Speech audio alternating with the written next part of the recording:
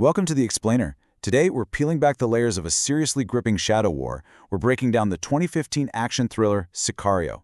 Directed by Denis Villeneuve and written by Taylor Sheridan, this film is just an absolute masterclass in tension. It throws us headfirst into the brutal, super murky world of the US-Mexico border drug trade.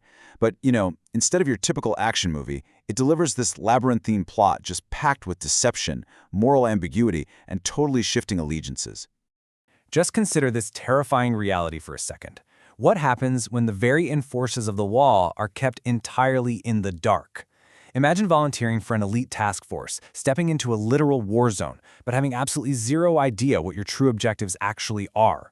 I mean, how can you fight for justice when the people giving you orders are actively hiding the truth from you? This is the central mystery driving our protagonist, and honestly, it's the hook that drags us right into the darkness alongside her.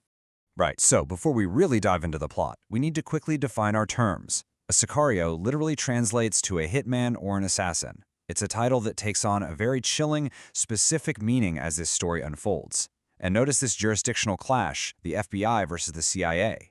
The FBI handles domestic law enforcement, right? While the CIA handles foreign intelligence and covert ops.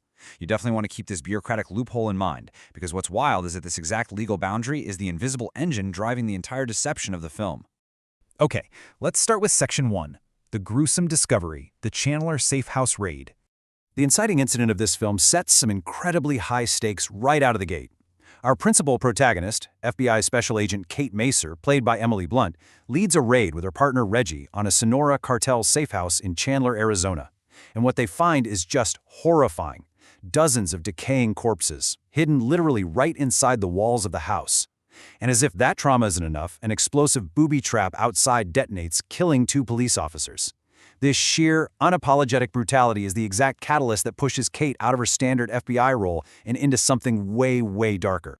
So, driven by the trauma of that raid and a real desire to catch the men actually responsible, Kate gets recommended for a joint task force. Enter CIA officer Matt Graver, played by Josh Brolin, and Alejandro Gillick, this highly secretive consultant played by Benicio del Toro. Their stated mission?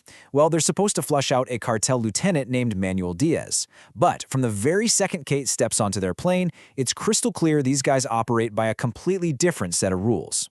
Which brings us to Section 2. Crossing the border, escalation in Juarez. Okay, let's dive right into this timeline. The operation escalates ridiculously fast. They go from Chandler into a mission to extradite a cartel member from Ciudad Juarez, Mexico. The team crosses the border, and on their way back, they get ambushed by cartel hitmen in dead stops traffic. Now, instead of your standard arrest protocols, the American operators, we're talking Delta Force and CIA personnel here, just ruthlessly and swiftly execute the hitmen right there on the highway. Kate is even forced to kill a corrupt federal police officer in self-defense, and she is visibly horrified by it. The timeline then pushes forward to a bank raid and eventually this insane shootout at a smuggling tunnel in Nogales.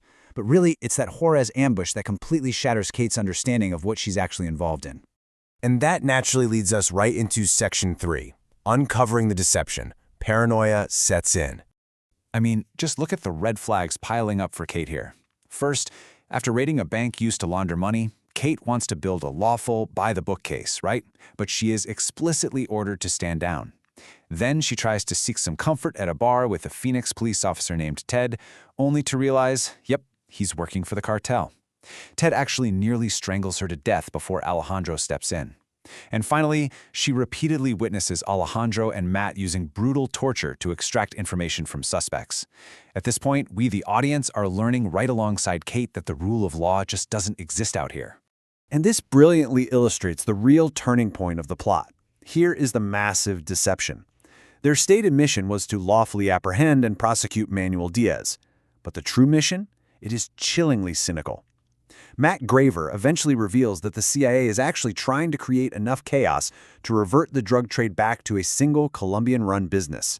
Why? Well, because a monopoly is just easier for the United States to control and work with. The goal wasn't ever to stop the drugs or seek justice. It was literally just to manage the business. Which takes us to the climax of the plot in Section 4, Alejandro's true mission, a solo operation. Remember that jurisdiction clash we talked about at the very beginning? So here is the crucial point. Kate finally learns her principled involvement was an absolute sham.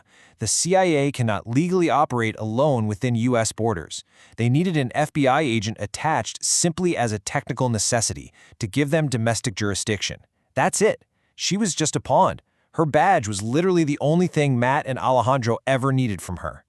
And once those legal loopholes are secured, Alejandro goes completely rogue. Notice the methodical steps he takes here. His method is incredibly cold and calculating. During that Nogales tunnel shootout, he slips away into Mexico. When Kate tries to arrest him, he actually shoots her twice, right in her Kevlar vest, just to get her out of his way. From there, he abducts a corrupt police officer named Silvio, uses him to hijack Manuel Diaz's car, and literally forces Diaz to drive him directly into the highly guarded estate of drug lord Fausto Alarcor. And why is he doing all of this? Because Alejandro is the Sicario. He's a former Colombian prosecutor turned assassin. Back when he was a prosecutor in Juarez, Alarcon ordered the brutal murder of Alejandro's wife and daughter. The CIA basically aimed Alejandro like a weapon at Alarcon just to consolidate the cartels, but Alejandro's true motive? It's pure unadulterated vengeance. In a shockingly dark climax at Alarcon's dinner table, Alejandro ruthlessly executes Alarcon's wife and 2 sons right in front of him before finally killing the drug lord himself. It is just a devastating, brutal conclusion to his arc. After a climax like that, we really have to look at the fallout in Section 5. The moral fallout, the aftermath. The very next day, Alejandro just appears in Kate's apartment. He holds her at gunpoint and forces her to sign a statement attesting that the entire illegal, murderous operation was done entirely by the book. It's this incredibly tense, quiet confrontation that just completely breaks Kate's spirit. As he leaves, she aims her gun at him from her balcony, but she just can't bring herself to pull the trigger. The law has been completely defeated by the Shadow War. This incredibly dark, uncompromising vision absolutely resonated with audiences and critics alike. Critic Chris Ryan even compared Sicario to the 1979 Vietnam War masterpiece, Apocalypse Now, noting how both just perfectly explore the total collapse of morality and unwinnable wars. Richard Roper gave the film an A, specifically praising Benicio del Toro's lurking, beautifully dark work. Honestly, the film's tense writing by Taylor Sheridan, paired with Emily Blunt's super grounded performance, made this whole nightmare scenario feel completely, terrifyingly real. And the industry definitely recognized this brilliance. Sicario earned 3 Academy Award nominations, including Best Cinematography by the legendary Roger Deakins, Best Original Score by the late Johan Johansson, and Best Sound Editing. Plus, to put the business side into perspective, on a budget of just $30 million, it grossed nearly $85 million globally. It really proved that audiences were hungry for a challenging, morally complex thriller. So, I want to leave you with this final thought to ponder. We just watched an FBI agent's ideals get totally crushed under the weight of a CIA agenda that utilized cartel-level violence to achieve its goals. In a shadow war where the so-called good guys use the exact same brutal, murderous tactics as the cartels they are fighting, who are the real monsters? It's a seriously heavy question, and it's exactly why Sicario remains such a powerful piece of storytelling. Thank you so much for joining me on this explainer, and remember, keep questioning what's hiding in the shadows.